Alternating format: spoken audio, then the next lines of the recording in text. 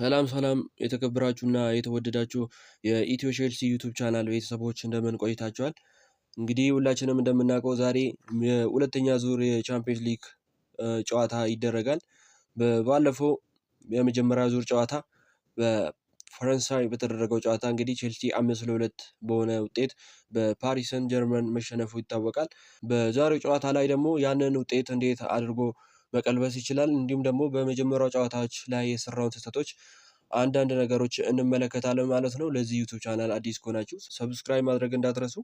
እንግዲህ ሁላችንም እንደምናውቀው በመጀመሪያ ዙር ጨዋታ ቼልሲ ከፒኤስጂ ጋር ባደረገው ጨዋታ እንግዲህ አሰልጣኝ ሊያም ሮዚኔር አንዳንድ የታክቲክ ስህተቶች ተሰርተዋል ማለት ነው። በመጀመሪያ ደረጃ በዛ ጨዋታ ላይ እንግዲህ ቼልሲ የዋናውን ግብ ጠባቂ ሮበርት ሳንቼዝን ሳይሆን ሁለተኛውን ግብ ጠባቂ ፊሊፔ ጆርገንሰንን ይዞ ነበር ወደ ጨዋታው የገባው። በዓለም ክለቦች ዋንጫ ላይ እንግዲህ ሮበርት ሳንቼዝ በጨዋታው አሲስት ጭምር ማድረግ ችሎ ነበር። ነገር ግን በዚህኛው ጨዋታ ላይ ፊሊፔ ጆርጌንሰን ነበር በጨዋታው የተሰለፈው ማለት ነው። በጨዋታው ላይ ሊያም ሮዚኔር ሊጠቀመው ከፈለጉት ነገር መካከል የተቃራኒ ቡድንን ወደ ሜዳቸው ስቦ በካውንተር አታክ ፒኤስጂዎች ላይ ግብ ማስቆጠር አቅዶ ነበር። በጨዋታው እንዳስመለከቱን እንደዚህ አይነት ታክቲክ ለመጠቀም ፈልጎ ነበር። ሁለቱንም ግቦች በእንዲህ አይነት ሁኔታ ነበር ማስቆጠር የቻሉት። ይሄ ስትራቴጂ ቼልሲን ዋጋ አስከፍሎታል ብዬ በግሌ አምናለሁ። ምክንያቱም ፓሪስ ሴን ጀርመኖች ጨዋታው ከጀመረበት ጊዜ አንስቶ በቼልሲ አጋማሽ ላይ 6 ተጫዋቾች ሆኖ የቼልሲ ተከላካዮች እንዲረበሹ እያደረጉ ነበር ማለት ነው። ባለፈው ዓመት ፒኤስጂ ያሳካቸውን ዋንጫዎች ያሳካው እንግዲህ በትንፋሽ በሚያስቆርጥ ፕሬሲንጉ ነበር።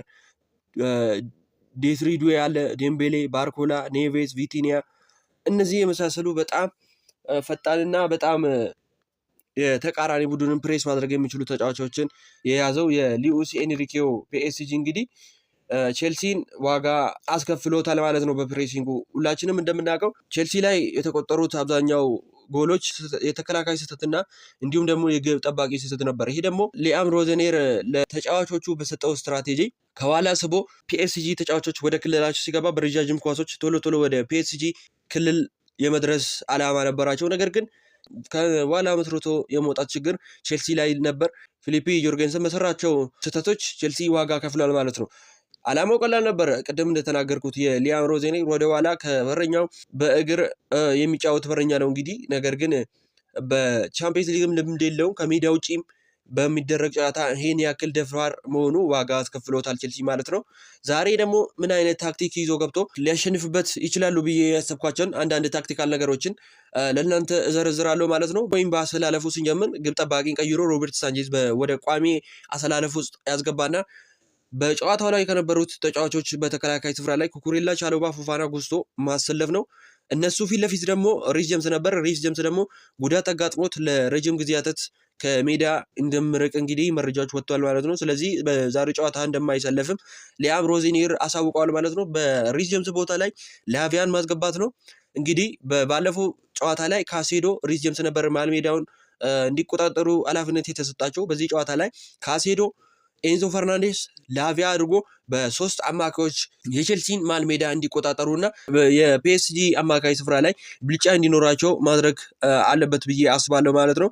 ምክንያቱም ካሴዶና ላቪያ ዲስትሮየር ኳስ ነጣቂ አማካዮች እንደሆኑ ይታወቃል። ኤንዞ ፈርናንዴስ ደግሞ የማጥቃት ባህሪ ያለው ተጫዋች ስለሆነ ከነዚህ ሁለቱ ተጫዋቾች ጋር በማጣመር ማሰለፍ ይችላል ማለት ነው። ወደፊት ደግሞ ወደ አጥቂ መስመሩ ስንሄድ እንደባለፈው ፔድሮ ኔቶ በግራ መስመሩ ኮሪደር ላይ ቢሰለፍና ኢስቴቫ ዊሊያም ደግሞ ለጨዋታው ዝግጁ ነው ተብሎ ተነግሯል። እንግዲህ ምናልባት አሰልጣኙ ከጉዳት ስለተመለሰ ከቋሚ ሊያስጀምሩት ይችላሉ። ነገር ግን ፔድሮ ኔቶ በግራ ክንፍ ላይ ማጫወት እንዲሁም ደግሞ ጆዋ ፔድሮ በቦታው ላይ ማሰለፍ ነው ማለት ነው። ከባለፈው አሰላለፍ የሚለየው ሪስ ጀምስ በላቪያ ብቻ መተካት ነው። ነገር ግን በጨዋታው ላይ ደግሞ እንግዲህ እንደ ባለፈው አይነት ጨዋታ ሳይሆን ከኋላ መስርቶ ሳይሆን በረጃጅም ኳሶች ወደ ፔዤ ክልል መግባት ለቼልሲ ዋነኛ አማራጭ ይሆናሉ ብዬ እገምታለሁ።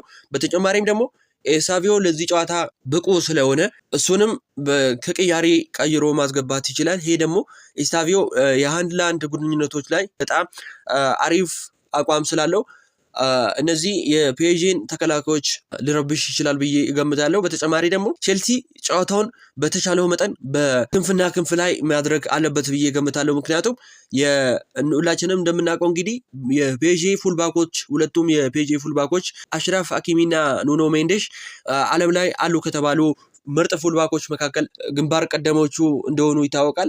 ድክመት ከሚያሳዩባቸው ነገሮች መካከል ለማጥቃት በወጡበት ሰዓት ሊከላከሉ የሚገባው የሜዳ ክልል ክፍተት ይኖራል ማለት ነው። ይህንን ደግሞ በረጃጅም ኳሶችና እንደ ፔድሮ ኔቶ ያሉ የቼልሲ ተጫዋቾች አሽራፍ ሀኪሚ ትቶት የወጣውን የሜዳ ክልል ለማጥቃት ፍጥነቱን ታግዞ እንግዲህ ኦፍሳይድ እየተጠነቀቀ ፍጥነቱን ታግዞ በዚህ ጨዋታ ላይ ውጤት ሊያመጣ ይችላል ብዬ ገምታለሁ። በተጨማሪም ፖል ፓልመር ወይ ስታቪዮ በክንፍ ቦታ ላይ ከተሰለፈ እሱም ኑኖ ሜንዴሽ ትቶት የወጣውን የቦታ ስፍራ በሚገባ ካጠቁ ለቼልሲ ውጤት ማምጣት ይችላል ብዬ ገምታለሁ።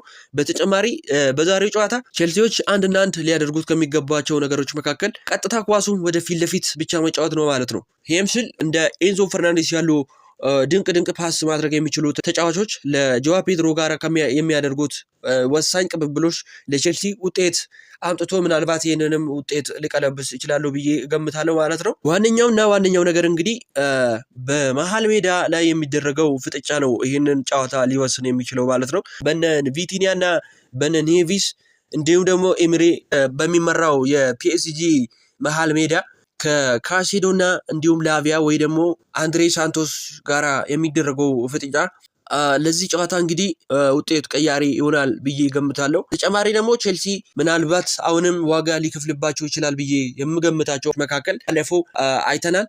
62ኛው ደቂቃ ላይ ተቀይሮ የገባው ከቫራስኬሊያ ውጤቱን ምን ያህል እንደቀየረ 2 ግቦችና 1 አሲስት ማድረግ ችሏል። ይሄ ደግሞ የሚያሳየው የፒኤስጂ ኳሊቲያቸው ከቼልሲ ቅያሬዎች የላቁ ተጫዋቾች ናቸውና ቼልሲ ዛሬ እንግዲህ ይህንንም መቋቋም ከቻለ ምናልባት ጨዋታውን ሊቀለብስ ይችላል ብዬ በግሌ አምናለሁ ማለት ነው። እናንተስ ከጨዋታው ምን ተጠብቃላችሁ? ሀሳባችሁን በኮሜንት ልታሳውቁን ትችላላችሁ ማለት ነው። እንግዲህ የቀረውን ደግሞ በጨዋታው ሊያም ሮዜኔር ምን አይነት ታክቲክ ይዞ ሊያስደምመን ይችላል የሚለውን ሰዓቱ ሲደርስ እናያለን ማለት ነው። ለዛሬው ይዤላችሁ የመጣሁት ይህንን ይመስላል ማለት ነው። ስለተከታተላችሁና አብራችሁን ስለነበራችሁ በጣም አድርጌ አመሰግናችኋለሁ።